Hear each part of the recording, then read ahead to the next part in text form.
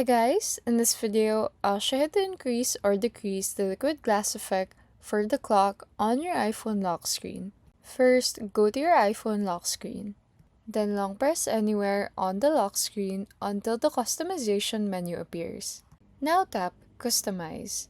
Next, tap on the clock to open the clock customization settings. Make sure that the glass option is selected. At the bottom, you'll see a slider that controls the glass effect. Move the slider to the right to reduce the glass effect and make the clock look more solid. Move the slider to the left to increase the glass effect and make the clock look more transparent and glossy. Once you're happy with how the clock looks, tap anywhere outside the menu. Then tap Done in the top right corner. Lastly, tap on the lock screen again to apply the changes. And that's how to increase or decrease the liquid glass effect for the iPhone clock. If this video helped you, give us a like and subscribe for more easy iPhone tutorials.